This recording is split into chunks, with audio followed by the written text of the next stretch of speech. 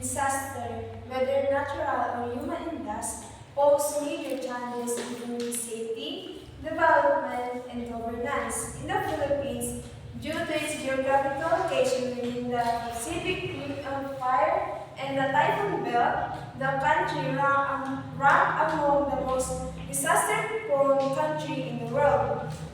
To to address this, the disaster risk reduction and management is institutionalized at both national and local level to build resilience, reduce vulnerabilities, and ensure preparedness, response, and recovery. So good afternoon everyone. Our topic for today is all about LDRRM, which means Local Disaster Risk Reduction and Management.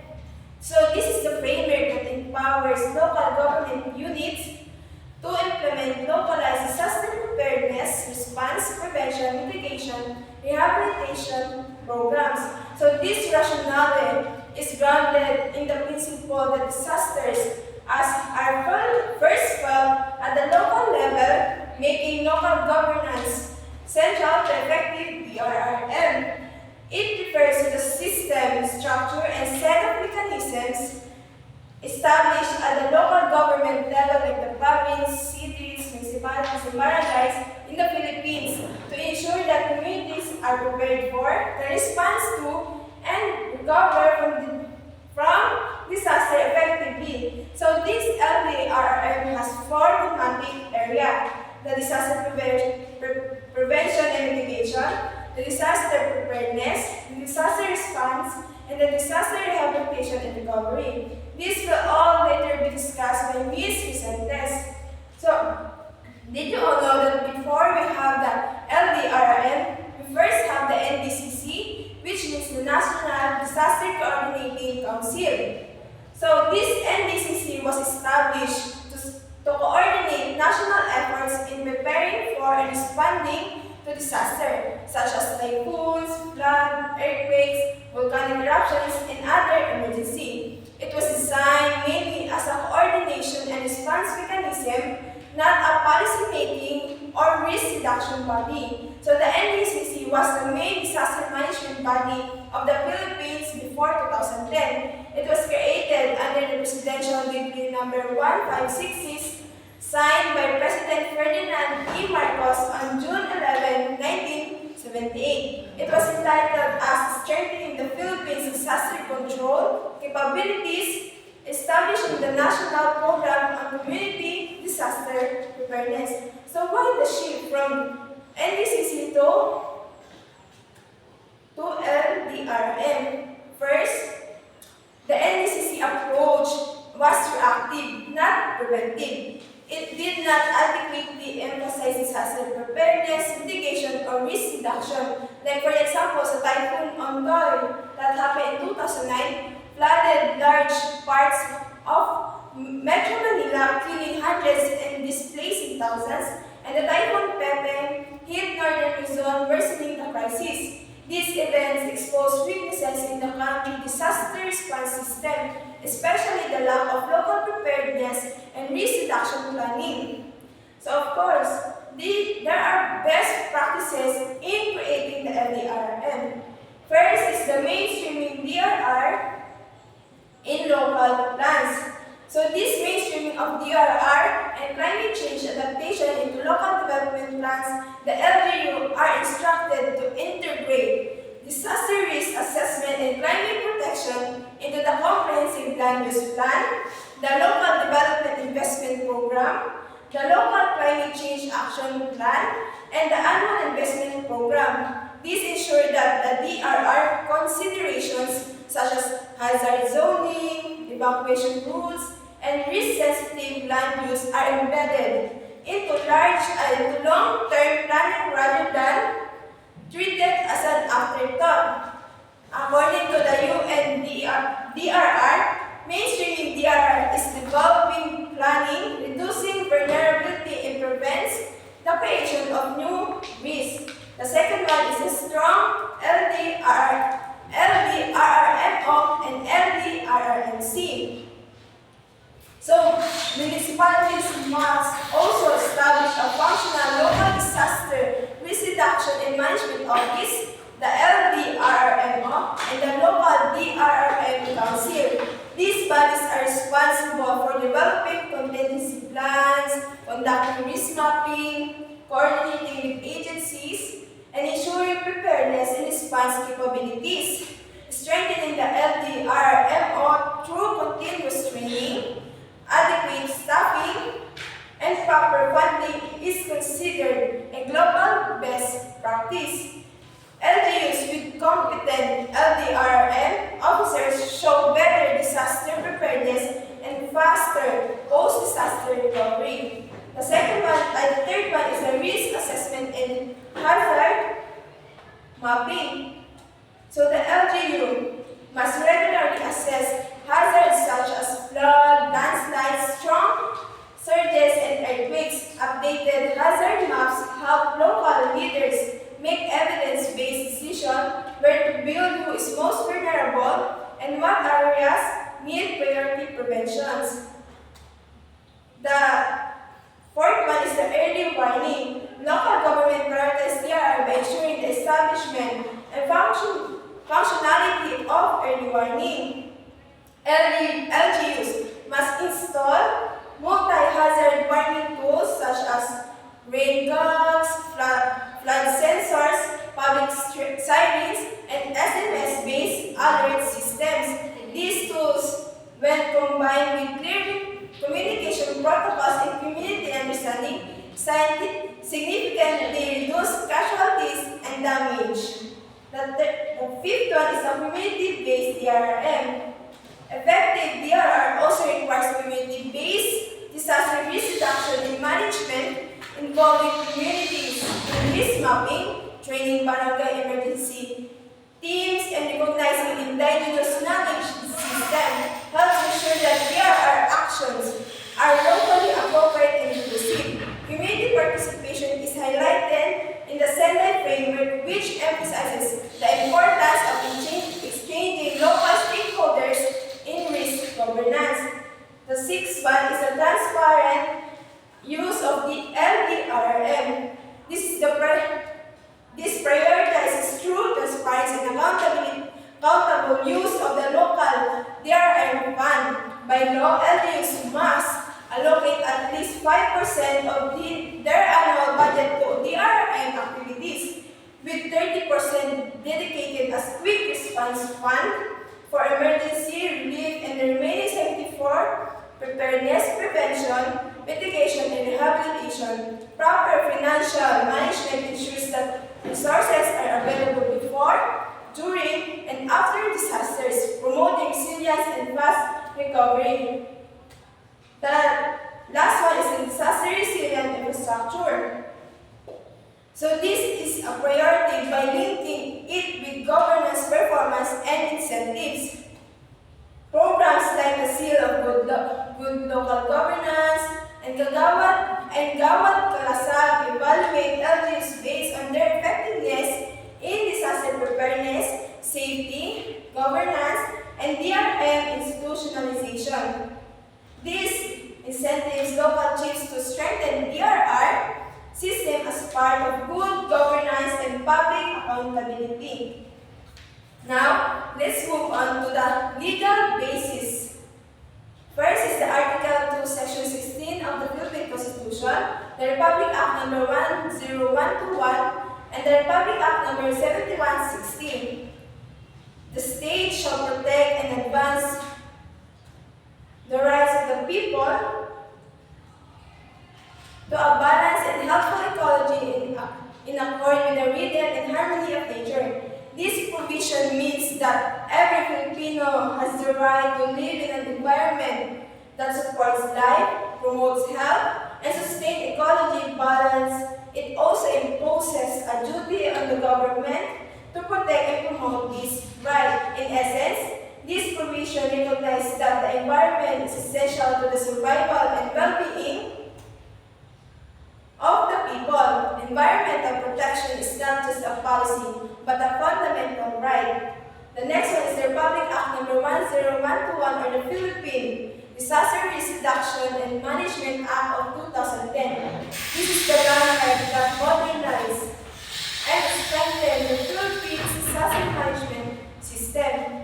It shifted the national focus from mere disaster response to disaster risk reduction and preparedness, aiming to build safer, adaptive, and resilient communities. Before RA 10121, the country mainly followed the disaster response model under Presidential Decree number 1566, which emphasized relief and rehabilitation after the disaster, establishing the National Disaster Risk Reduction and Management Council, and mandates the creation of the local LDRRM council and offices, provincial cities, municipalities, and barangay levels.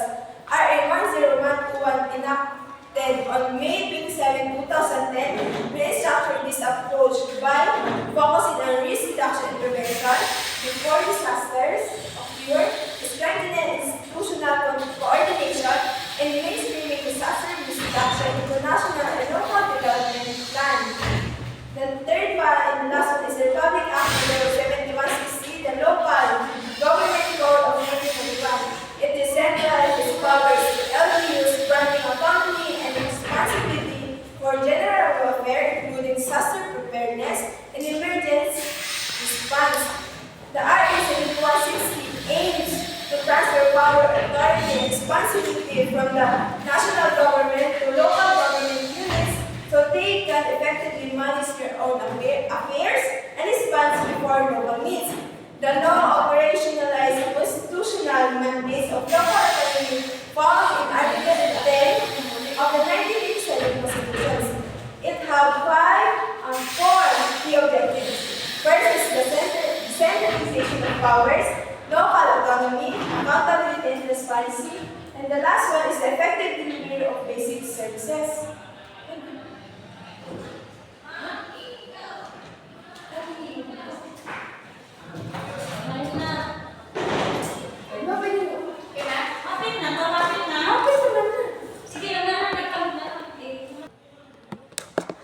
So the key objectives are the centralization of powers, local autonomy, accountability, and transparency, the effective delivery of basic services. Now let's go to the international frameworks that holds the LDRRM. First is the Sendai Framework for Disaster Risk Reduction of 2015 to 2013. So Sendai Framework for Disaster Risk Reduction 2015 to 2030 to prevent and reduce disaster risk through integrated and inclusive measures that minimize hazard exposure, enhance preparedness, and strengthen resilience. So the Sendai Framework is not just about responding to disasters, but also preventing and reducing disaster risk before this happens. It emphasizes preparedness, resilience, and sustainable development, recognizing that disaster can threaten lives, economies, and the environment. So next one is the Yoga Framework for Action 2005-2015, the predecessor of Sendai that emphasizes building resilience and the community level. So it entitled a substantial reduction of disaster losses in lives and in the social, economy, and environmental assets for communities and countries. So the Yoga Framework for Action was the first comprehensive global blueprint for reducing disaster. It was adopted at the World Conference on Disaster Reduction held in Kobe, Hyogo, Japan for January 18 to 22, 2005, following the devastating 2004 Indian Ocean tsunami.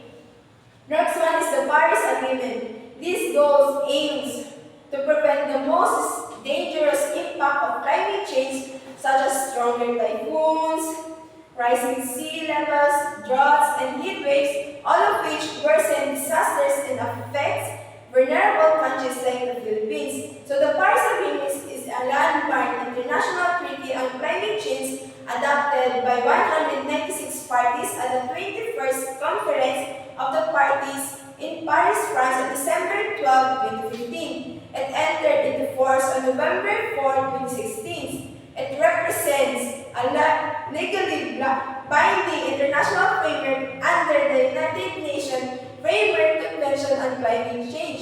So the agreement's central aim is to limit global warming to well below 2 Celsius above pre-industrial level and prepare degree to 1.5 Celsius by significantly reducing greenhouse gas emissions. So to strengthen the global response to the threat of climate change by limiting the rise in global temperature, enhancing countries' ability to adapt to climate impacts, and aligning finance flows with low-carbon climate resilience development. So the last one is the Sustainable Development Goals. This is all known in all public administration students to achieve sustainable development in its three dimensions: economic, social, environmental, in a balanced and integrated manner. So the last one is the structures of the LDRRM. First structure is the Local Disaster Risk Reduction and Management Council, the Local Disaster Risk Reduction and Management Office, and the Barangay Disaster Risk Reduction and Management Committee. So first one is the Local Disaster Risk Reduction and Management Council. So this is the primary coordinating and policy-making body for disaster risk reduction and management at the local level. It ensures that disaster risk reduction and management programs are integrated into local development plans, implemented properly and responsive to community needs. It operates under the Local Government Code of 1991 or the RA 7160 and is further strengthened by RA 10121, which institutionalizes a comprehensive multi-sectoral and community-based approach to the RRM. It composes of the chairperson, the local chief executive or the governor, mayor, barangay captain, the vice chairpersons, the head of offices representing the four thematic areas, the members, the head of relevant local offices, NGO, CSOs, and the private sector representatives like the local planning and development officer, the local social welfare and development officer, local health officer, engineer, budget officer, disaster risk reduction management officer, chief of police of fire marshal, division of head of DepEd, and the representatives from NGOs, civil society, private sector, and the Philippine Red Cross, the agriculture officer, vegetarian, and the accountant. Next one is the local disaster risk reduction and management office. So this is the implementing arm of the Local Disaster Risk Reduction and Management Council. It serves as the technical and administrative office responsible for planning, coordinating, and implementing all LDRRM program projects and activities to local government level, whether provincial, cities, or municipal. At the barangay level, these functions are carried out with the Barangay Development Council or a designated barangay DRRM committees, headed by the DRRM officer, core divisions, prevention and mitigation division, the prepare division, the response division, and the rehabilitation and recovery division. So the last one is the Barangay Disaster Risk Reduction and Management Committee. So the Barangay Disaster Risk Reduction and Management Committee is a frontline organization for disaster risk reduction and management at the barangay level, the smallest political unit in the Philippines. It serves as the community-based arm of the DRRM system, tasked with ensuring that preparedness, response, prevention, and recovery measures are implemented closest to the people. So the BDRRMC plays a vital role in saving lives and protecting property since most disasters such as flood, fires, and landslide first affect communities at the barangay level, headed by the barangay captain, functions as the first responder at the community level, position chairperson, punong barangay, the barangay conductor in charge of DRM, the members chairperson barangay committee, the health, education, environmental, peace and order, the barangay secretary and treasurer sa Sangguniang Kabataan, chairperson, the barangay health workers, barangay tunnels, representative from CSO, NGOs, and faith-based organizations, representatives from